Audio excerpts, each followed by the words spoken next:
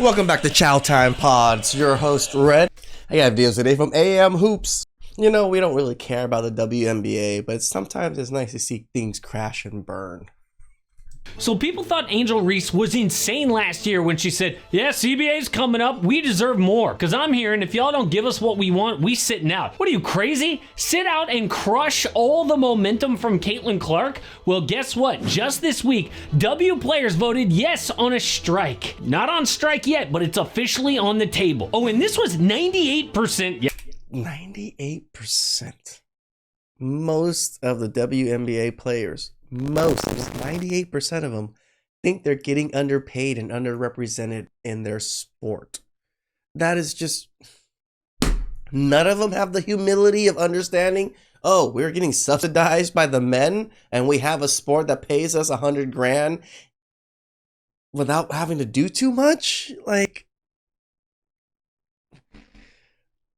it's a privilege. Yes, you never see that kind of agreement from players, all on the same page, but if this happens, it could be the end of the WNBA as we know it, because other leagues are popping up saying, hey, you don't like the W? Come play here, we'll pay you more. So Unrivaled... What other leagues? Project B, these leagues have already signed dozens of the top WNBA players to say, forget the old league, we tried and it failed. But how did this happen? Right when things are going good, it could die? Well, I'll tell you why it happened. Money. It's always money. Caitlin Clark comes into the W, single-handedly lifts the league. For example, the average W game not involving Caitlin got 394,000 viewers, but the average Caitlin Clark game, 1.4 million. That is over a 200% increase for one player, but it affected the whole league. Like, we all know interest in the W as a whole is up. We experienced it. Look at the average finals ratings, around 600K before Caitlin Clark,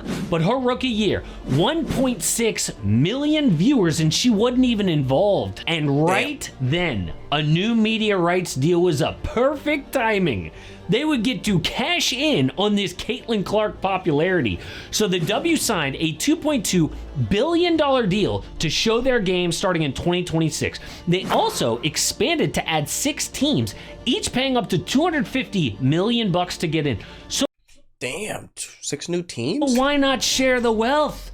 Players all mad wearing pay us what you owe us shirts at All-Star, but the owners say no. We floated this league for decades before Caitlin Clark, and now you want to share the money? How about sharing all the debt all those years before? Oh no, you didn't. Right, these people literally took losses for what? 2 decades, right? Maybe more than 2 decades, just straight losses. Yes, I understand losing for rich people isn't as bad as us because they get the tax write-it off and everything, but it's still a major loss in investments. Didn't want to do that, but now you want the money. In fact, the NBA has kept the W afloat, costing about $10 million per year. But Clark's rookie year, the W lost more money than ever at $50 million. Damn, on her rookie year? That's when they made so much money, though. How is that possible? Because players wanted more, like private flights to games. So despite making more money than ever, they spent more money too. Nah, private flights. That's like the Instagram, like, flex for a lot of women is getting private jets and private flights. Like, it's not even professional WNBA players are not immune to this. I must show off my private jetness. But at the same time, I can't understand where players are coming from. First off, private planes? Yeah, you can't have Caitlin Clark on American Airlines with me. Well, me, yes, but some of you guys I'm not too sure about. It would be like in the NBA. I think most of us are probably gonna leave her alone, just saying. A random fan being like, hey, Luca, can I get the aisle seat? Sorry, I have to pee a lot. It doesn't work. And the salary? Last year, the WNBA Supermax was $250K, average salary $120K, and the minimum just $66,000. But again, I understand it is a very high-end sport, but say minimum of $66K. That's higher than the median income for most people in their 30s. Remember, it's only like $42,000, $47,000. So they're getting paid quite well to play a sport that isn't so demanding for them because they're not paying at the same levels as the real NBA players are. But if they go on strike, those numbers go to 0. So they start negotiations last July. The league sent a proposal to the players, and we don't know what it said, but we do know the reaction. One player said, yeah, we got a proposal from the league, which was honestly a slap in the face. Then MVP runner-up Nafisa Collier threw a grenade into negotiations. She claimed that the W commissioner said something unforgivable. I also asked how she planned to fix the fact that players like Caitlin, Angel, and Paige, who are clearly driving massive revenue for the league, are making so little for their first 4 years. Her response was, Like, that's the contract they signed. It's just like how a lot of players sign to the NFL or the NBA. They might not be superstars, but they become superstars, and then the next negotiation contract, their contract goes up greatly. But when you first get in, you accept what you can accept. You can't just renegotiate contracts immediately as soon as you get kind of famous. Caitlin should be grateful she makes $16 million off the court, because without the platform that the WNBA gives her, she wouldn't make She made $16 million off the court.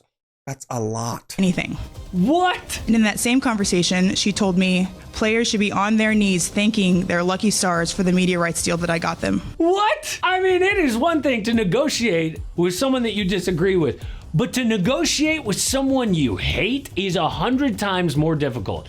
But now, some people say this cannot be fixed because what the players really want here is revenue share, which is exactly what NBA players have. See, those players split all basketball-related income with the owners 50-50, which means if the league does better financially, the players do better financially. And the W players see this awesome trajectory of their league and they want to ride that wave, but it's not all they want. They also want private flights for every team all year. Private flights are expensive. So I can see that costing a way bit more. Professionalism standards across the league. For example, they don't want to practice at like a community rec center, which I thought was BS.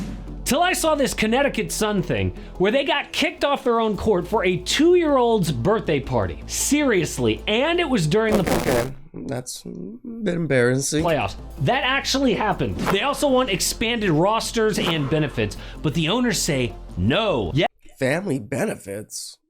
Yes, we'll give you more money, but not rev share like the NBA. In fact, they offered increases from a max of $250K to $1.3 million.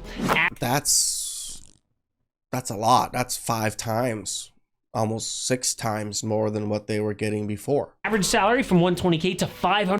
That's also a lot. That's almost 5 times, 4 times more. $30K and minimum from $66K to a quarter.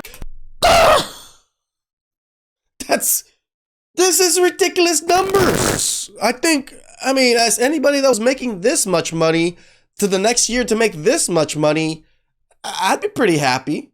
I'd be personally, but I guess I'm not an entitled WNBA player. So $1 throughout the league, which sounds good. It does. Players say no. In fact, we hate that so much, we're going on strike if you don't give us NBA-style rev share. Because they give you guys like a 5x like bonus or a bump. 5x across the board, and they're still not happy. we see that This is just an Adam and Eve thing all over again. It's just not enough. this league's gonna keep growing while you're trying to stick us down here at this fixed money. And we don't care that you lost money on the WNBA all those years. That was your decision. You wanted to start a WNBA league, okay? That's on you. And now we're here, so we want to cut. And even Caitlin Clark said, this is the biggest moment the WNBA has ever seen, so we are going to fight for everything we deserve. She also said, at the same time, we do need to play basketball, because Caitlin knows a strike could kill the whole thing. Just look at baseball in 1994. MLB was America's #1 sport. They go on strike in 94, got passed up by the NFL and NBA, and have never come back. And that was the #1 sport. What do you think happens with the WNBA? NBA, all this momentum would be crushed and probably never come back. But I mean, I'm pretty sure most people are gonna be like, what else to watch while the WNBA isn't on? This guy, David Sampson, perfectly outlines what happens next. See, he ran MLB teams for 20 years, so he knows all about negotiations.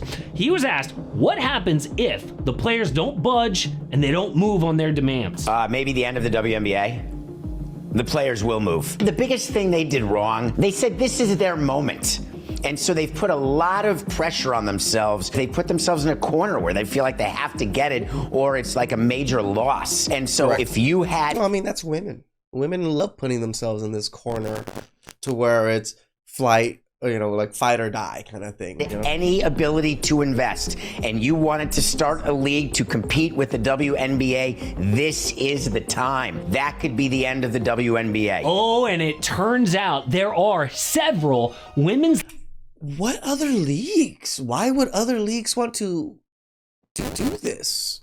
Is there money involved? Leagues who see this coming. A 3-on-3 league called Unrivaled, a 5-on-5 called Project B, have all signed dozens of the top WNBA players already. And these leagues are promising them big paydays and rev share to the players. But that would obviously... Yeah, but promising maybes is nothing compared to guarantees. Be a huge step back because those leagues don't have the momentum or the popularity of the WNBA, and it would split up all the players. Like, can you imagine if the NBA fell apart? This is kind of what's happening with golf and stuff right now in a lot of major sports because of like the Middle East is just recruiting so many professional players into their league. Or yeah, we'd all still watch the players, but if all the players were split among two leagues, it would suck. So as crazy as it sounded, we may actually see these players go on strike and the W might take a hit it cannot come back from. I am not much of an NBA guy. I'm not much of a sports guy overall, but I just thought this was an interesting story just because we